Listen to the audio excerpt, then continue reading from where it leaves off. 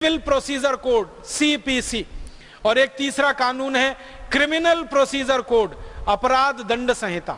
तो IPC Indian penal code, CPC civil procedure code और CrPC माने क्रिमिनल प्रोसीजर कोड, ये तीन कानून हैं जो भारतीय न्याय व्यवस्था का आधार बनाए गए हैं या आधार माना जाता है। आपको मालूम है ये तीनों ही कानून अंग्रेजों के जमाने के बने हुए हैं। आईपीसी को बनाने का काम तो खुद मैकॉले ने किया था। आईपीसी की ड्राफ्टिंग मैकॉले की बनाई हुई है। इंडियन पीनल कोड जिसको भारतीय दंड संहिता कहते हैं, जिसके आधार पर दंड की व्यवस्था होती है। मैकॉले ने अपने पिता को एक पत्र लिखा है। उस पत्र में वो कहता है कि मैंने भारत में ऐसे न्याय के कानून का आधार रख दिया है जिस पर भारतवासियों को कभी न्याय मिलेगा ही नहीं,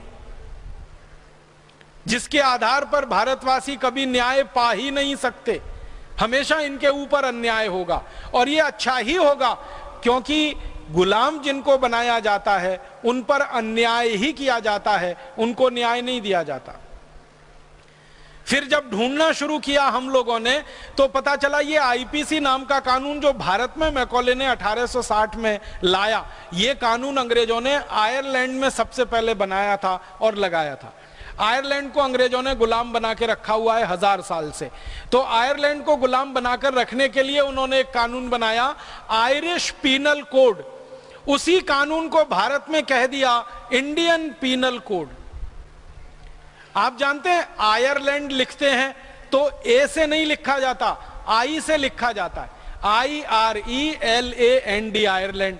तो आयरलैंड का आई ले लिया और इंडिया का भी आई है, तो कानून वैसे का वैसे ही लगा दिया इस देश पर। जो आयरलैंड का पीनल कोड था, आयरिश पीनल कोड, वही इंडियन पीनल कोड है। और मैंने जब आयरलैंड के पीनल कोड को खरीद कर पढ़ा और इंडियन पीनल कोड को खरीद कर पढ़ा, दोनों को सामने रखा, तो मुझे इतना गुस्सा आता है कि कॉमा फुल स्टॉप भी बदला नहीं गया, वो भी वैसे का वैसा ही है। बस इतना ही किया मैकॉले ने कि आयरिश पीनल कोड में जहां जहां आयरलैंड है, जहां जहां आयरिश है, वहां उसने इंडिया कर दिया और इंडियन कर दिया। बाकी सब धाराएं वैसी हैं और सारे अनुच्छेद वैसे के वैसे ही हैं। तो आयरलैंड को गुलाम बना के रखना है इसलिए आयरिश पीनल कोड बनाया, तो भारत को गुलाम बनाकर रखना है तो इंडियन पीनल कोड बना दिया। अब जिस कानून को गुलाम बनाने के लिए तैयार किया गया हो, उस कानून के आधार पर आजादी के बाद न्याय कैसे मिलेगा, जरा बताइए। अन्याय ही होने वाला है। सबसे बड़ा अन्याय क्या होता है कि आईपीसी के आधार पर जब कोई मुकदमा दर्ज होता है इस देश में, तो सबसे पहले तो मुकदमा दर्ज होने में महीनों महीनों लगते हैं। एफआईआर करनी पड़ती है, उसके बाद पुलिस को साबित करना पड़ता है, सबूत जुटाने पड़ते हैं, अदालत में जाना पड़ता है। इस पूरी प्रक्रिया में ही देर लगती है, क्योंकि तरीका अंग्रेजों का यही है।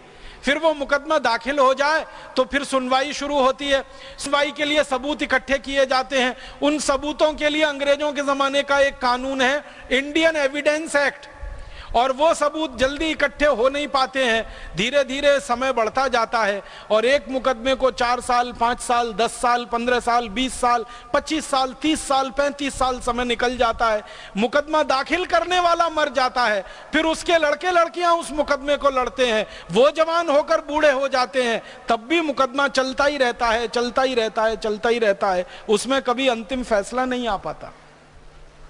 हमारे देश का दुर्भाग्य है कि आजादी के पिछले 63 वर्षों में हमारी अदालतों में लगभग 3.5 करोड़ मुकदमे हैं जो दर्ज किए गए हैं अलग अलग प्रार्थियों के द्वारा, लेकिन उनमें कोई फैसला नहीं आ पा रहा है। 3.5 करोड़ मुकदमे लंबित पड़े हुए हैं, पेंडिंग हैं। हमारे देश की न्याय व्यवस्था के अधिकारियों से जब पूछा जाता है कि इन 3.5 करोड़ मुकदमों का फैसला कभी आएगा, तो वो मजाक करते हुए कहते हैं कि 300-400 साल में फैसला आ जाएगा। तो हम उनसे पूछते हैं वो कैसे, तो वो कहते हैं कि जिस गति से कानून व्यवस्था और न्याय व्यवस्था चल रही है, इस गति से तो इन सभी मुकदमों का फैसला आने में 300-400 साल तो लग ही जाएंगे।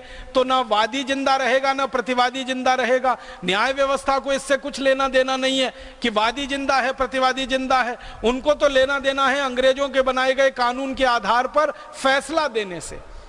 अब मैं एक बड़ी गहरी बात आपके बीच में उठाना चाहता हूं और सारे राष्ट्र के लोगों का ध्यान इस तरफ आकर्षित करना चाहता हूं कि कोई न्यायाधीश अंग्रेजों के बनाए गए कानून के आधार पर अगर फैसला दे रहा है तो वो न्याय कैसे कर सकता है, ये पूछिए, अपने दिल से पूछिए, उस न्यायाधीश से पूछिए।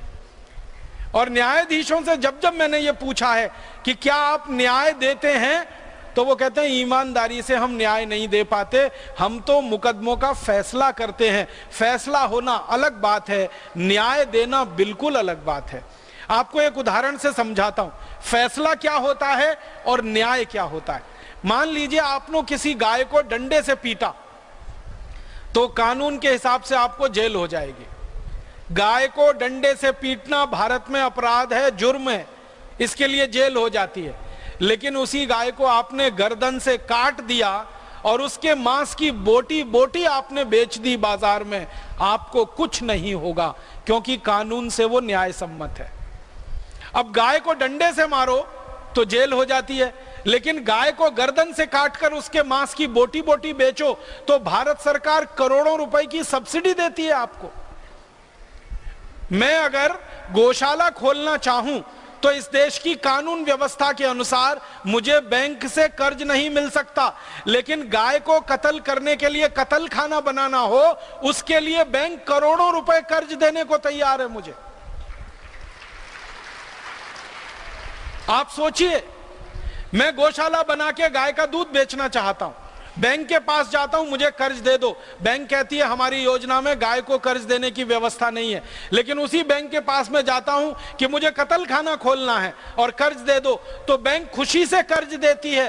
उस कर्जे पर ब्याज सबसे कम लिया जाता है और करोड़ों रुपए का कर्ज तो मुफ्त में दिया जाता है सब्सिडी के रूप में। आप बताओ कि अगर मैं गाय का मांस बेचने के लिए कत्ल खाना खोलूं तो मेरे लिए कर्ज है, सब्सिडी है। गौशाला खोलूं गाय को पालन करने के लिए तो मुझे ना सब्सिडी है ना बैंक की कोई मदद है। ऐसी व्यवस्था में न्याय कहां हो सकता है।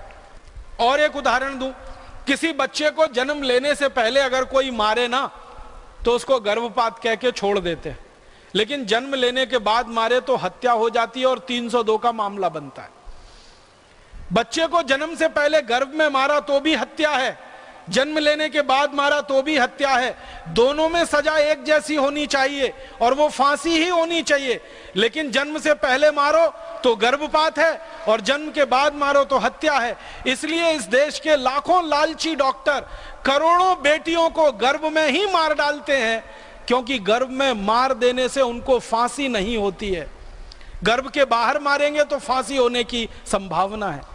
1 करोड़ बेटियों को हर साल इस देश में गर्भ में ही मार दिया जाता है इसी कानून की मदद से। अब आप बताओ कि बेटी को गर्भ में मार दो तो गर्भपात, गर्भ के बाहर आने के बाद मारो तो हत्या। अगर इन कानून के आधार पर कोई फैसला होगा तो वो न्याय दे सकता है? फैसला हो सकता है, न्याय नहीं दे सकता। इसलिए मैं बड़ी विनम्रता से भारत के सभी न्यायविदों से यह कहता हूं कि सभी न्यायाधीशों को अपना नाम बदलना चाहिए, कायदाधीश लिखना चाहिए, कानूनाधीश लिखना चाहिए। वो न्यायाधीश तो है ही नहीं, क्योंकि न्याय तो दे ही नहीं पा रहे हैं। वो तो मुकदमे का फैसला कर रहे हैं। अगर अंग्रेजी में उनके शब्दों में कहूं तो वो कहते हैं हम तो केस डिसाइड करते हैं, हम जजमेंट नहीं करते। क्योंकि न्याय देना बिल्कुल अलग है, मुकदमे का फैसला करना बिल्कुल अलग है। मुकदमे का फैसला होता है कानून के आधार पर और न्याय होता है धर्म के आधार पर, सत्य के आधार पर। धर्म और सत्य से न्याय की स्थापना हो सकती है, कानून से न्याय की स्थापना नहीं हुआ करती है। दुर्भाग्य से हमारे देश में धर्म और सत्य की सत्ता नहीं है, कानून की सत्ता है।